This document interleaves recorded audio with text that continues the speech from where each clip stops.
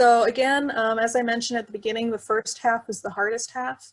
In the second half, we should see some familiar species and species that are just much easier to identify in general. So we're going to start off with the iconic black-capped vireo. So as many of y'all probably know, the black-capped vireo was on the endangered species list up until a couple of years ago. It was delisted back in 2018. This is a sexually dimorphic species. So the males have the black cap, as the species is named for. The females have a gray cap. The males also have this red eye that you can see really well in that picture on the top. And the females do not have that red eye. Aside from that, they have kind of this greenish yellow colored back and body and sides. And they have white wing bars. But probably the thing that stands out the most for them are these white spectacles or glasses. So it looks like they've got that white eye ring that's connected over the top of their nose by a white stripe. So it looks like they're wearing spectacles. One thing I want to point out that's useful for just identifying vireos in general is the beak. So if you notice, their beak has this little hook on the end. And as my ornithology TAs described it to me years ago, it looks like they have like a little crow bill on this tiny bird. So if you see birds that have a little crow bill, that's usually an indicator that you're looking at a vireo. Their song is very vireo-like, if I could describe it like that. It's very nasally sounding. They use a lot of really short notes, and those short notes are really emphatic. A lot of times vireos have that nasal sound and they sound like they have something important to tell you. The black-capped vireo certainly falls in that category. But what sets them apart is how short the notes and phrases are and just how emphatic they are when they say them. So let's listen to that briefly here.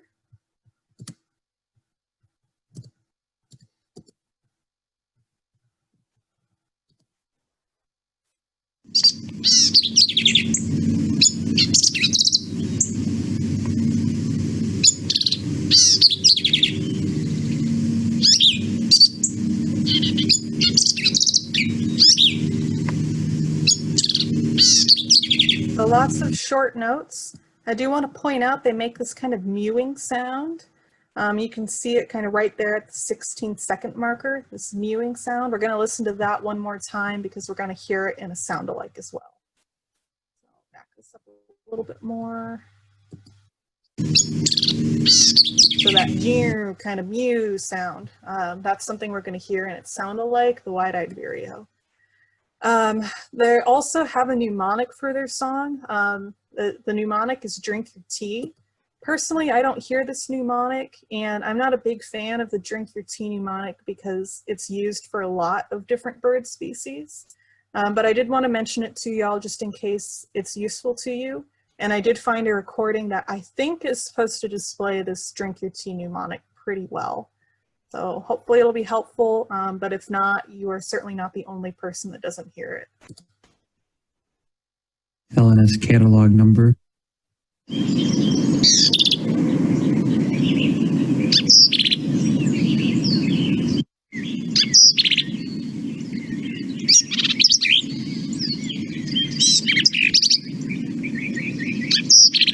So again, still using really short and emphatic notes. I think a few of these phrases where it did like 3 little things, it was supposed to be saying drink your tea, but that's, again, personally one that I don't hear.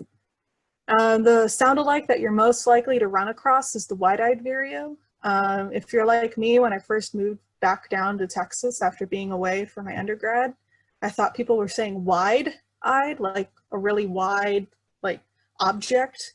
As in size. It's actually white-eyed, so don't be confused by the accent. It is a white-eyed vireo.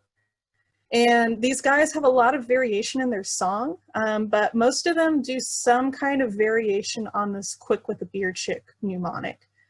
So the recording I'm going to show you right now is the classic quick with the beard chick. If you're lucky, your wide-eyed vireo will be saying this. But more often it's going to do some kind of variation or remix on this song.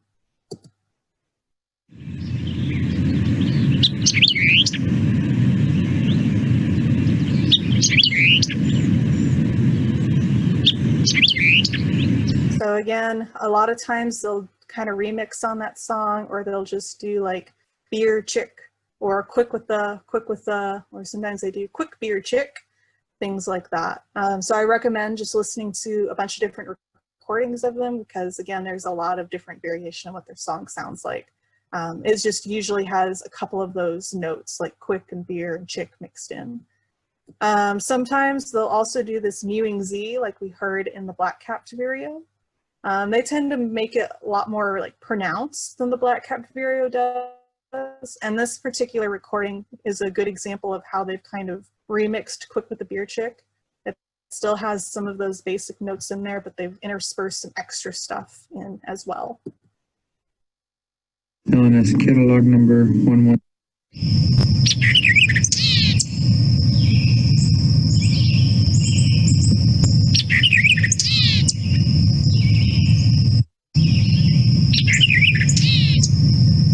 So again, still kind of that nasally sound, emphatic, but not as many like short all over the place notes like we heard in the Black Capped Vireo.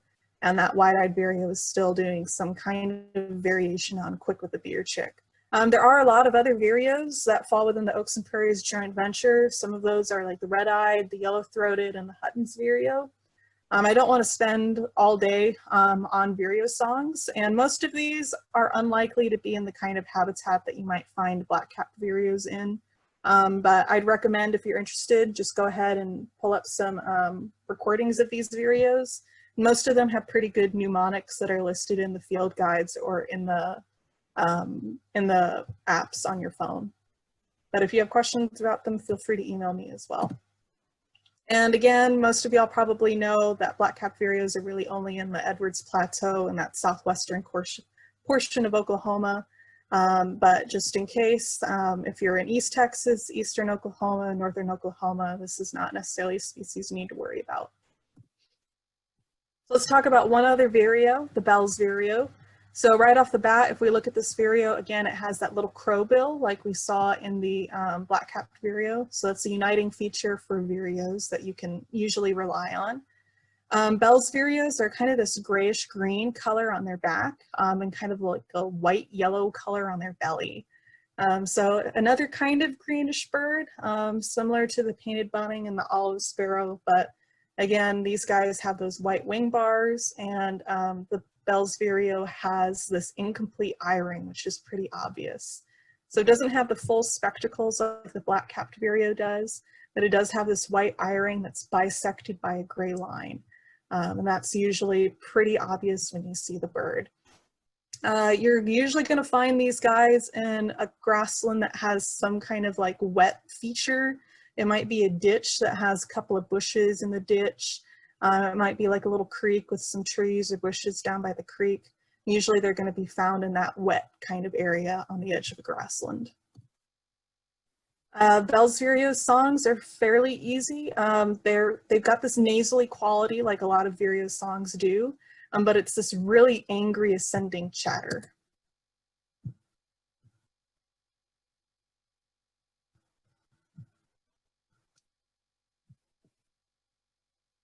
LNS catalog number 11719.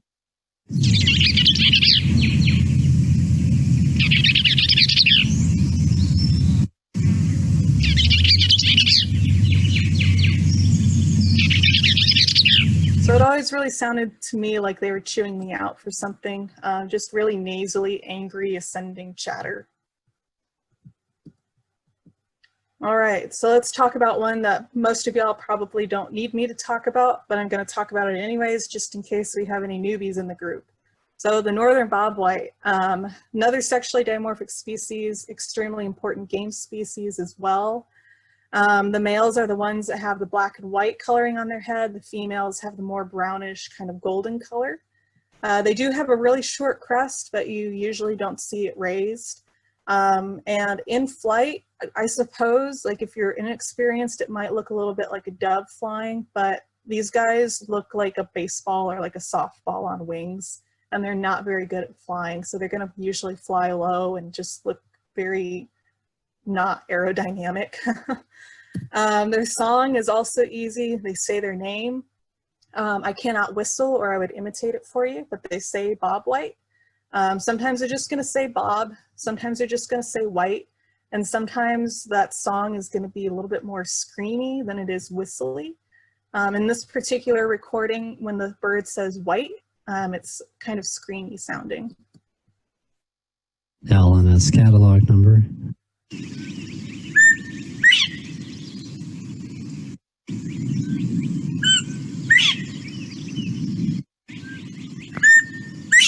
So classic Bob White song. Again, most of y'all probably already knew that one. The one that might be a little bit more obscure for some of y'all is the cubby call. So they're typically going to make this song, or this sound that is, around dawn and dusk. We'll play this.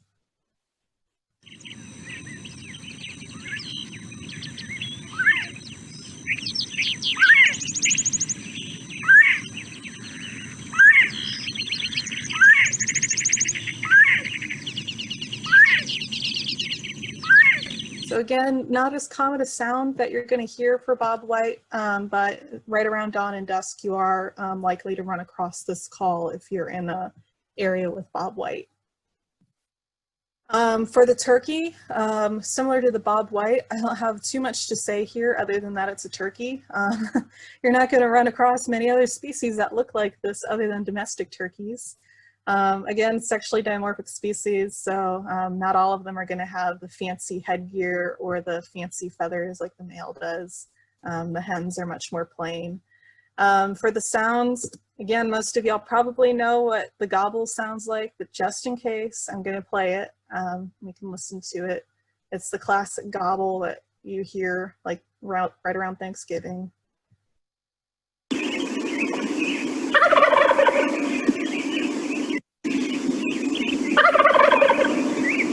Very easy to identify, iconic sound. You're not going to mistake that gobble with anything else. The one that's a little bit more confusing are the other calls aside from the gobble. The one you're most likely going to hear is the hen call. National Wild Turkey Federation has all of the possible sounds that a wild turkey could make. There's a lot of them, which I didn't realize that there were like all of these calls until I started looking on their website, because I don't have a hunting background, so this is all new to me. They also have videos on how to imitate some of the calls if you're curious. But the one you're most likely to hear is this assembly call. So let's listen to this really quickly.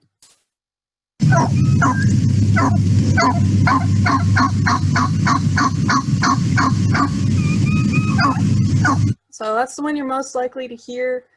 Sometimes from a distance, it sounds a bit like someone's cleaning a window, like with some Windex, and they're making like a squeaking sound. And they potentially have a sound alike. So those of y'all that grew up with a hunting background, have spent a lot of time with like game species before, nothing is going to sound like a hen call to you. It's a really unique sound. For those of y'all like me that were relatively new to some of these calls until just, less than 15 years ago, some of this stuff might sound a little bit like a hen. So for those of y'all like me, I put in the green tree frog because it's one that has tripped up my technicians in the past. Again, those of y'all that are used to hen calls, you're gonna probably roll your eyes a little bit, but just be aware of this because you might have technicians someday that get really confused when they're talking about a turkey that they heard in the middle of a pond.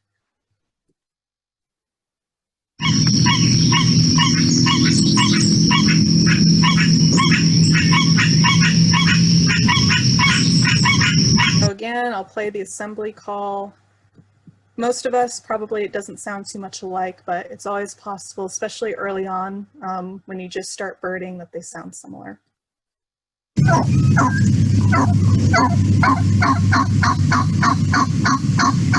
Okay, so do keep in mind that with the frogs, they are usually going to start off a chorus of frogs, and they're usually going to stay in place. The turkey is going to probably move around a bit.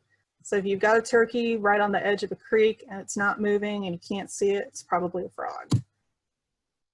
All right, let's talk about the cuckoo, the yellow-billed cuckoo. So these guys are a lot of fun just because their sounds are pretty cool. Visually, they're easy to identify because of this yellow bill, as their name suggests. As far as their color on their back versus the color on the front, there's a really like strong break between those colors. So we go from brown to white. There's no like intermixing in those colors. That can be useful sometimes. They have this rusty patch on their wing that you can see in the photo. You can also see this rusty patch when they're flying. But probably the coolest thing about yellow-billed cuckoos is their tail. And this is something that all cuckoos in the Cuculidae family have. It's these white spots that are at the end of the feathers on the outer edges of their tail. So we call this laddering. There might be some other words that people use for it, but I always called it laddering. And you're going to see this in all cuckoos. So you're going to see this in black-billed cuckoos, greater roadrunners, any other cuckoos you might have in your particular geography. As long as they're a true cuckoo in Cuculidae, they're going to have this kind of ladder pattern. As far as habitat goes, these guys are a grassland species, but they need a couple of trees mixed in. So if you have a grassland that's got a few oak trees in it, they're going to be in those oak trees, or they're going to be in the trees along the fence line or the trees down by the creek. So they like that open area, but they want some trees mixed in there somehow. And you're rarely going to see these birds. You're usually only going to hear them. And the most common sound that you'll hear is this knocking sound. And it's actually kind of a really creepy sound if you hear it like on a foggy day in the middle of nowhere with nothing else around. LNS catalog number 109.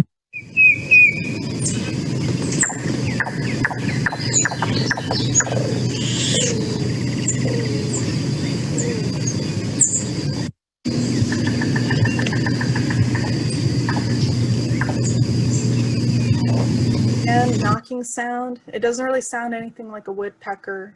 It's got this kind of really hollow quality to that knock. Sometimes they're going to make this cooing sound. So we'll listen to this really quickly.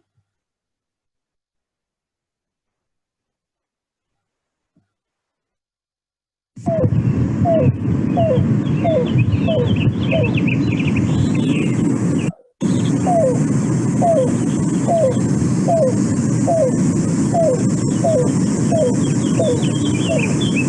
again, you'll hear this cooing sound that they make. And it's possible that this cooing might sound a little bit like a greater roadrunner. The roadrunner, when it coos though, it sounds like it's given up on life. It sounds like it's utterly depressed, like nothing is worth living for anymore. One of my friends, I think she's on this call right now, Amanda, described it as like a dog dying kind of sound. So it's just really sad compared to the cuckoo.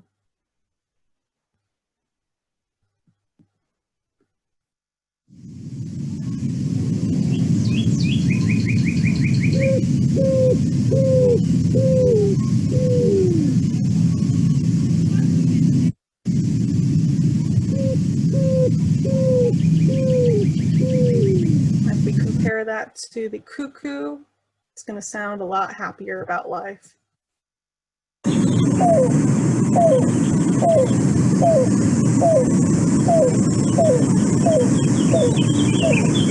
So that's the greater roadrunner compared to the yellow-billed cuckoo. Another one that's pretty easy to identify visually is the loggerhead shrike. They have this classic robber mask that really stands out when you get them in your binoculars. They just overall have this really kind of pretty black and white and gray pattern on them with these black wings with the white spots on them. It's just a really pretty bird. They're also pretty cool because they have this raptorial bill. So one of the few species where we see that outside of actual like true raptors like eagles and falcons and hawks.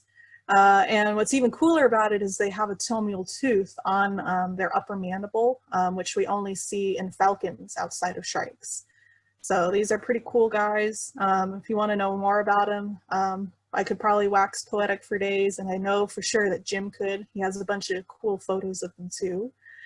And these guys typically are going to be perched in places where it's relatively easy to see them. So they like to be on fences, power lines, the top of a tree, or the top of shrubs.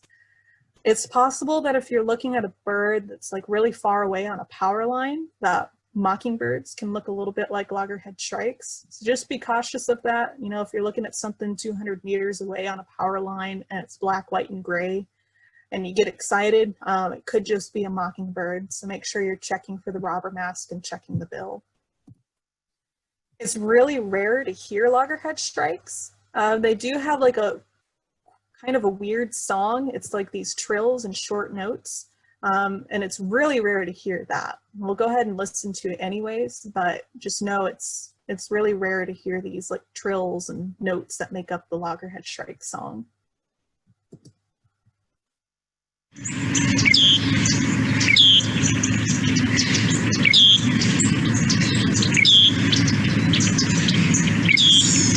Again, a song that's pretty rare to hear. You're more likely to hear these scolds. So we talked a little bit earlier when we mentioned the wren, that there are a few different kinds of species that typically scold. Wrens, titmice, chickadees, those ones scold. Loggerhead shrikes also scold. And their scold is pretty unique sounding compared to those other species. Texas Point.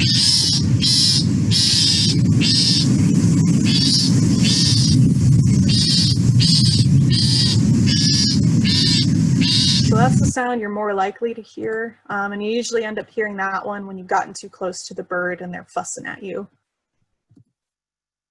Another relatively easy one is the scissor-tailed flycatcher. So like their name suggests, they have tails that look like scissors.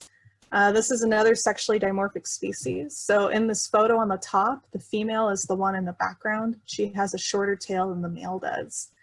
They also have these really pretty peachy sides and armpits, this really light gray head, and this really pretty like scalloping pattern on their wings. So just a really pretty bird in general. They'll also perch in places where it's easy to see them, so tops of trees, wires, fences, etc., kind of like the loggerhead shrike does. Side note too, they're also light enough that they'll perch on like stalks of grass. So make sure when you're like, if you're doing a survey or something, make sure that when you scan the area with your binoculars, you're scanning the tops of grass as well. Their sounds that they make are pretty cute. They sound like a squeaky toy that's raising in pitch. And this is the main song that they make.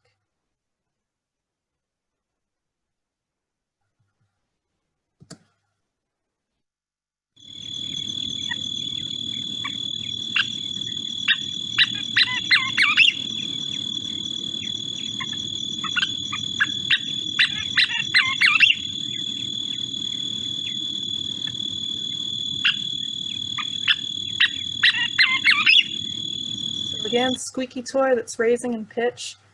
This is actually one of the first songs that you'll hear in the morning. They're one of the first birds to wake up, so they start up before the rest of the dawn chorus usually does.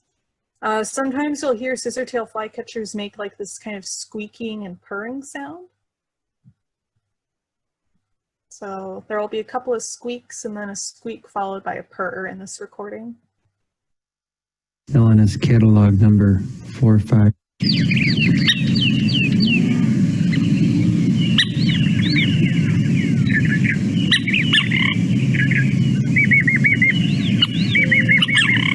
So squeaks and purrs. And then last but not least, scissor-tail flycatchers are a lot of fun to watch because they have a lot of personality. Sometimes you'll see one of them like fly clear across the field just to pick a fight with their neighbor, and they'll start having this gigantic argument. The males and females have a lot of like little conversations. They'll talk to each other. Family groups tend to be pretty noisy too. And they're one of the first species that'll like chase off a red-tailed hawk or an owl or something like that. I've had multiple reports in the notes of our point counts from different technicians about a scissor-tailed flycatcher riding on the back of a red-tailed hawk as it's chasing it away.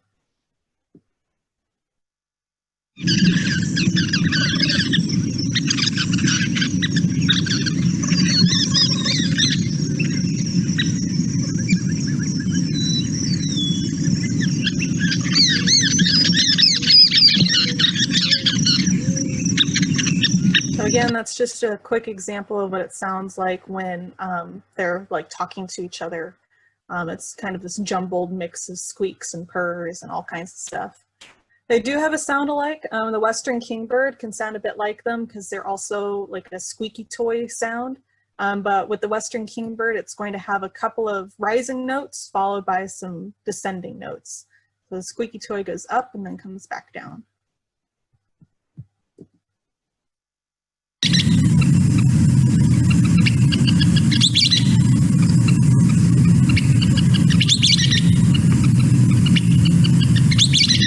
So again, squeaky toy that goes up and then back down for the Western kingbird. Scissortail flycatcher just goes up. All right, and if you're in Oklahoma, I got a couple more bonus species for you. So the upland sandpiper. This is one of the few sandpipers that you're going to run across in a grassland. They have this kind of long, thin neck with a really tiny head and really big eyes. So those eyes really stand out. They have a little short bill. And if you're looking down on them as they're flying, you can see that the inside of their wing close to their body is paler than the outside of their wing. And if you see them like coming in to land, when they land, a lot of times they'll raise their wings up over their head. Now, as far as lookalikes go, sandpipers are hard. And I'll be the first to admit that this is one of the groups that's probably the most challenging to learn to identify. And I'm definitely not an expert in sandpiper identification. For the most part, since there are relatively few sandpipers in grasslands, you probably don't need to worry about lookalikes too much. But if you are around water features, you're probably going to want to double check just to be sure. So I've got a list here of some things to kind of look out for that can help you pick up sandpiper species, because otherwise we could be here all day just talking about sandpipers alone. So some of the things you want to look for are like the length of the neck. Does the neck have any patterns on it? Does it have an eyebrow or an eye ring of some kind? You know, how long is that bill? Are there like spots or something on the bill or something like that that might be helpful? If you look at the chest and the belly, for example, in the image on the lower left-hand side, we see that the upland sandpiper has like these little Y-shaped marks on its chest. And then the marks stop suddenly. They don't like slowly blend into that white lower belly. They just stop. Those are things to look out for as well. So like what kind of marks does it have? What color are those marks? Does it blend in? Does it sharply stop? And then of course, look at the legs. Like what color are those legs? How long are they? Sometimes even like how knobby the ankles, or most people call them the knees, but they're actually the ankles. How knobby are those? That can be helpful as well. So length, color, pattern, those are the things you want to watch out for with sandpipers. Fortunately, the song for the upland sandpiper is really easy. So they have these downward trills and then this upward trill that will end in a wolf whistle. So this particular recording has examples of both of those. So we'll have two downward trills and then we'll have an upward trill followed by a wolf whistle. LNS catalog number.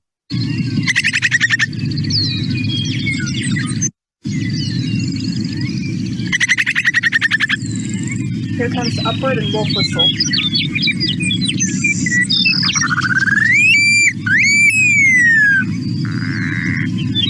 So let's listen to the wolf whistle one more time.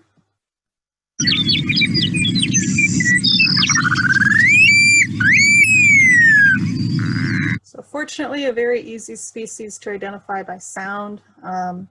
And if you're interested in pulling out your Aldo Leopold at some point, I was just rereading mine the other day and I realized that the entire month of May in the Sand Colony Almanac is like a love letter to the upland sandpiper.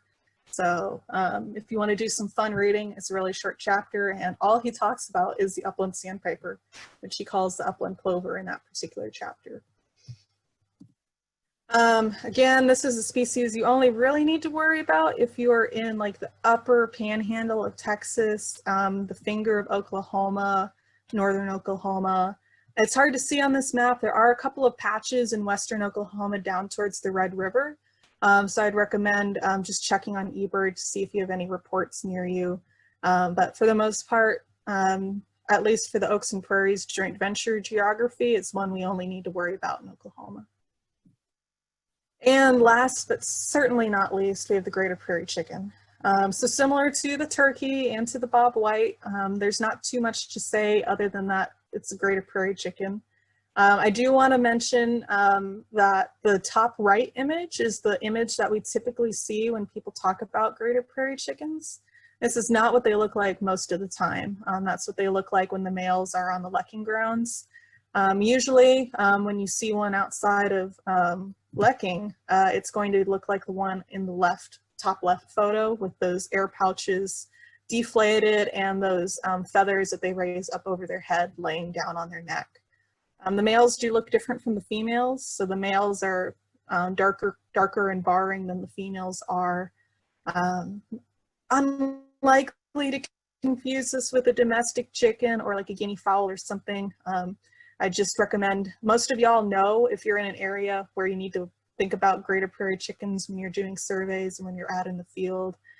So most of y'all probably already know to be on the lookout for them. But if you want to go looking for them, I just recommend double checking before you just call a random chicken that you see in someone's yard a greater prairie chicken. And we'll talk about the sound really quickly. So when the males are booming, it's going to be a really low sound. It almost sounds like the wind or like a ghost or like someone blowing air over the top of a glass bottle. You can miss it if you're not paying attention. So be careful if you're looking for prairie chickens during lekking season that you're really focusing to hear that booming sound. On the graph, it's going to be this line, this kind of static line right at the bottom of the graph.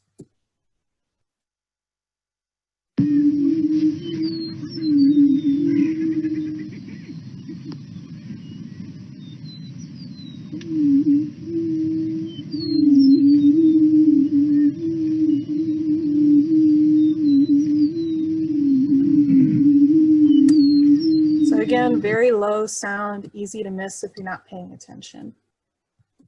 Okay, and again, as far as their range goes, they're really only going to be up here in northern Oklahoma. Of course, we do have the Atwater's prairie chickens, so those of y'all kind of down in that area, similar to the folks up in northern Oklahoma, you probably know the properties right around the refuge where you need to think about that species. But if you are unfamiliar with that, usually the people in the refuge can tell you, you know, hey, if you tell them, hey, I think I heard something so-and-so miles northeast of the refuge, they'll be able to tell you if there's actually chickens in that area or not.